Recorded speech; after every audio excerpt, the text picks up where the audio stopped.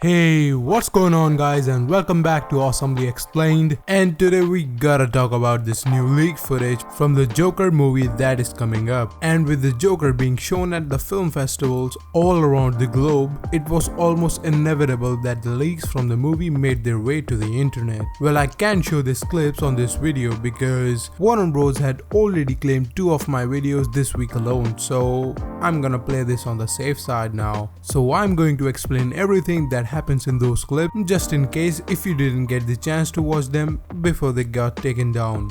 And with that said, there are huge Godzilla side spoilers ahead for the Joker movie, so watch this video on your own risk. So with that aside, let's get started. So the first clip shows hitting that like button if you haven't already. Okay, that was terrible. Please don't go anywhere, I better get started. Sorry. Okay, so the first clip shows the Joker dancing on a steps in public in his full costume. He's struttering to Rock and Roll by Gary Glitters, which, yeah, I can explain why they're giving that guy money. He's thumping away on the stairs and seems to having a blast with it, with Joaquin Phoenix fully inhabiting the role. It's full of slow-mo shots and seems like a music video and really sets the tone for the film. The next one shows a 2-minute clip of Joker on the show with Murray Franklin, played by Robert De Niro. Joker says knock knock, which to Murray says who's there, and he replies it's the police, your son has been killed by a drunk driver, and to which I really was trying not to laugh. The audience, Murray and the rest of the panel gasped him, myself included, and condemned him for not being funny. Joker then apologizes but says it's been a rough few weeks ever since he killed 3 Wall Street people. The audience gasps again and Murray says he's waiting for the punchline, but Joker says it's not a joke, and we then get the Mark Maron cameo and Murray asks if he killed the people on the subway. Then Joker tries to justify the killing and then says that he finds their death funny and that comedy is subjective and he's sick of people deciding what's right and what's wrong, and then says that he killed them because they were awful and that everyone is awful these days and it's time to make a change.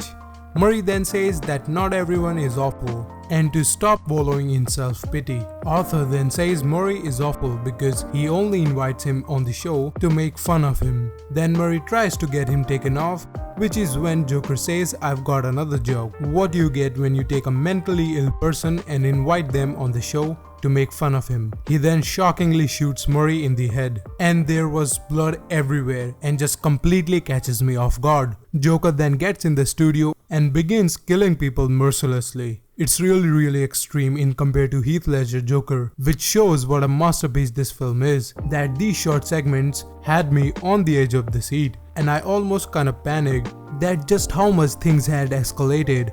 The next one shows Joker being chased by the police on the train. The train is packed full of clowns. After starting a fight, Joker takes a mask off of one of the clowns and is able to blend in with the rest as the authorities start to close in on him, as we have already seen bits and pieces of this in the final trailer of Joker, and also it seems a really good way to operate around the law. The final and third clip is probably the most shocking one and has Joker in white face paint but without the red lips and eyes, and he's with what I think is his father. Now in the leaks we did hear that he abuses him as a child, and Arthur was brought up believing that his dad was Thomas Wayne, but this revealed that he wasn't and that his abuser was in fact his father. Really broke him. We see this in the scene as Joker violently stabs him in the neck before smashing his head against a wall in the house, completely shattering his skull. He keeps on battering him and it was so extreme that I was pretty shocked at how hard they went with this. As you can definitely see why this is a hard R-rated film.